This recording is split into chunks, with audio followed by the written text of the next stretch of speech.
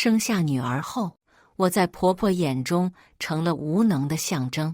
为了催生二胎儿子，她撺掇老公实行家庭猎制，想逼我就范。一个母亲悲惨的日子拉开帷幕。为了女儿，我咬牙拼命坚持，因为我相信风水轮流转。果然，婆婆也有老的一天。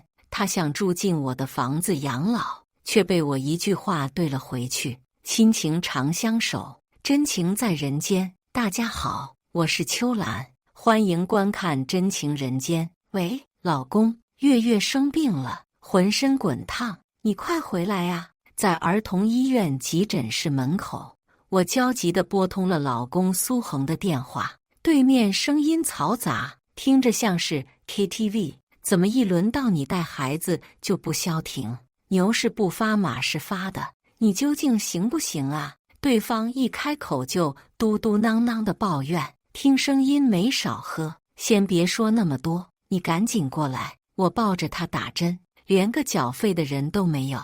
我忍住脾气，耐着性子，低声下气地求他，女儿毕竟也是他的宝贝啊。周文文，我对你的忍耐是有限度的。说好了一人带孩子3天，我带的时候也没找你事儿啊，怎么轮到你就来烦我？对方声音骤然升高，像是故意吼给身边的狐朋狗友听的。果然，在一片牛逼真爷们的夸赞声中，苏恒挂掉了电话。我再打过去，他居然关机了。看着怀中哭闹的孩子，我突然泪如雨下。这就是我的婚姻，这就是我相识10年，从校服到婚纱的老公。妈妈，你别哭，我不疼了。女儿被这一幕吓傻了。我一向在她面前都是情绪稳定、遇事不慌的妈妈形象，这次破防，最先感知到的竟是孩子。别怕，妈妈来想办法。为母则刚，谁让摊上这么个混蛋老公呢？我冷静下来，先是求旁边输液以上的孩子家属帮我交费，然后等护士叫号，抱着孩子去拿了药。等月月终于输上液，我长长的舒了一口气。旁边的孩子有4个家长围绕身边，年轻的父母负责陪伴和喂食，年长的看上去像是爷爷奶奶，负责跑腿拿药。一家人配合默契，孩子很快睡了。再看看我的孩子，由于必须抱着打针，他小脸烧得通红，却连口水都喝不上。此时此刻，我内心恨到了极点。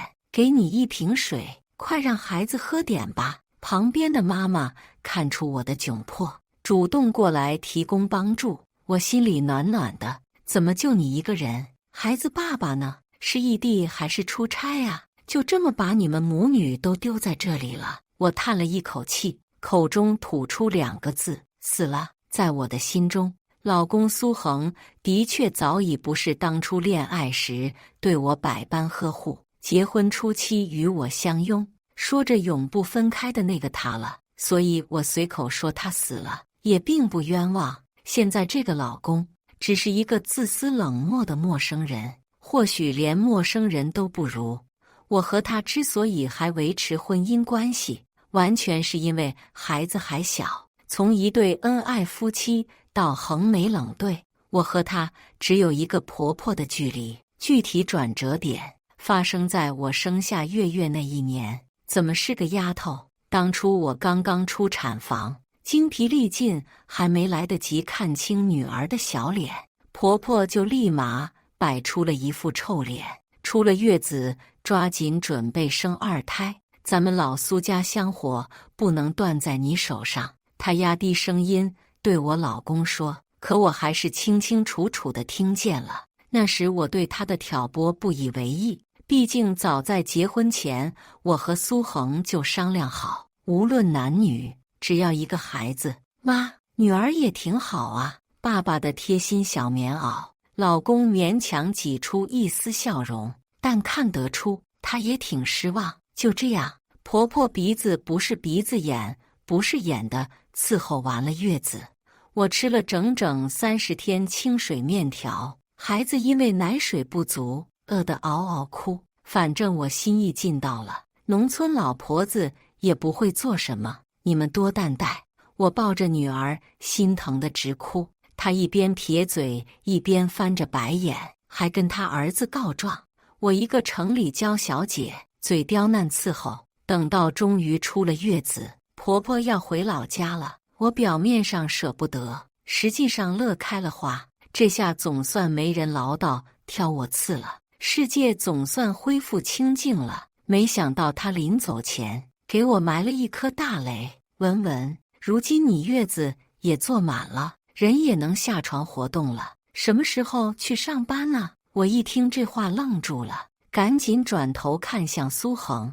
这件事我们早就商量好的，我辞职备孕生娃，等孩子3岁上幼儿园，再重返职场。难道他没和自己母亲说过，一个女人可不能整天围着灶台和孩子转，不赚钱根本没价值。再说我儿子一个人挣钱养你和那小丫头，压力实在太大了，你要学会心疼老公。苏恒听到这儿低下了头，我一下子就明白了，这母子俩是跟我唱双簧呢。要是生了个儿子，你在家当阔太太，什么也不干，那我不管，可一个赔钱货，不值得把你耗在家里。这样吧，孙女我带回老家养，你尽快复工，赶紧生个儿子才是正事。这个老太婆算盘打得啪啪响啊，又要财又要孙子，还想替自家儿子找轻松，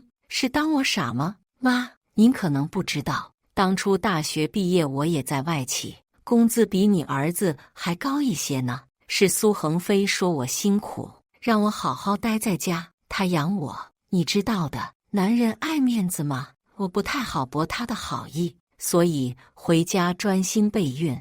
如今女儿生了，我们不会再要老二，更不会把女儿送回老家当留守儿童，所以你说的我们做不到。如此明显的回怼，我相信却婆婆听懂了，果然她立马就变了脸色。只有蛀虫才叫别人养着呢，你好吃懒做，别拖累我儿子，否则我娶个媳妇，一不挣钱，二生不出孙子，和废物有啥区别？不如你们 AA 制，都为这个家庭做贡献，大家都不累。婆婆终于亮出底牌，苏恒显然也赞同，我狠心同意了这个不平等条约。婆婆总算心满意足地走了。苏恒，没看出来你是个妈宝男呢，究竟有没有自己的主见？婆婆走了，我开始教训老公，谁知他不以为然，完全站在了母亲那边。我觉得妈说的有道理呀。呵呵，你当然觉得有道理了，毕竟你妈可是在为你的不负责和逃避和我撕破脸呢。在彻底看清这个男人的嘴脸后，我们定下了约制家庭版规定，家里的一切吃穿用度、花钱都平分，孩子花销一人一半。苏恒扒着手指头打小算盘，还有你怀孕生娃坐月子的花销，算我借的，趁早赔给我。那行，家务平均分配，孩子一人带3天，周天一起带，我也不甘示弱。既然你赶尽杀绝，那我何必客气？一切说定后，我看着那个男人的眼睛，发出灵魂拷问。一个替你生儿育女的女人，物质上不依赖你，精神上不依赖你，那婚姻也不会长久，因为我不知道要你来干什么。一个刚生了孩子的女人，居然欠了自己老公的债。起初那2年，我的困难可想而知，孩子多病，认人，老公想尽一切办法打擦边球来逃避责任，孩子跟着他只能饿不死，教育、保护做的都不到位，我自然操心更多。但是随着孩子长大，上了小学，我的工作也升了职，加了薪，日子的天平渐渐朝我倾斜。这个月我花销多了些，老婆能不能借我2000应急？当初你催我生孩子的债，可是逼着我去找小贷公司贷款了2万元哦。你现在也大可找贷款公司帮忙，一家人何必那么生分？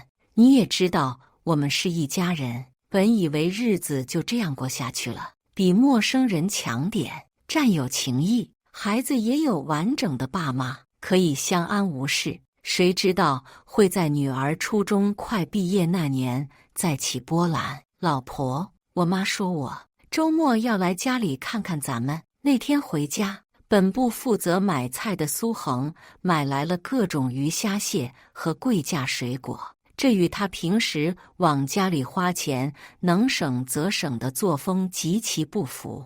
我心中瞬间警铃大作，你妈她来干什么？这些年婆婆怨恨我不愿生二胎孙子，从来不踏进我家一步。女儿15岁了，几乎没见过自己亲奶奶，更别提为孩子买一针一线，给1分钱压岁钱了。我是当儿子的，伺候自己的妈妈不是天经地义吗？她凭什么不能来？苏恒知道我心中有委屈，但还是嘴硬，呵呵，我都被气笑了。这房子当初我就是 AA 买的，我们这10几年过的也是 AA 制生活，如今多了你妈，这账怎么算？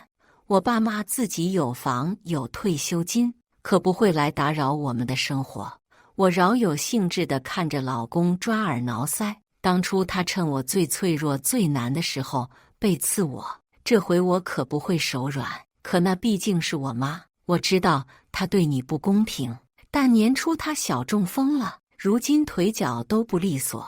我爸死得早，不跟着儿子，你让他怎么过吗？好啊，原来在这里等着我呢。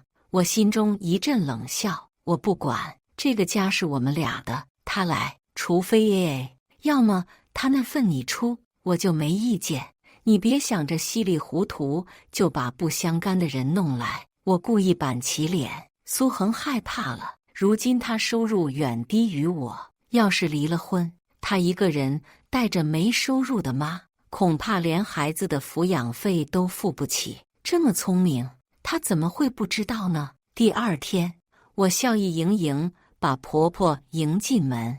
老太婆也知道自己这些年做的不地道，笑容讪讪的。鱼虾蟹总体240元，其他蔬菜和柴米油盐算60，一人100元。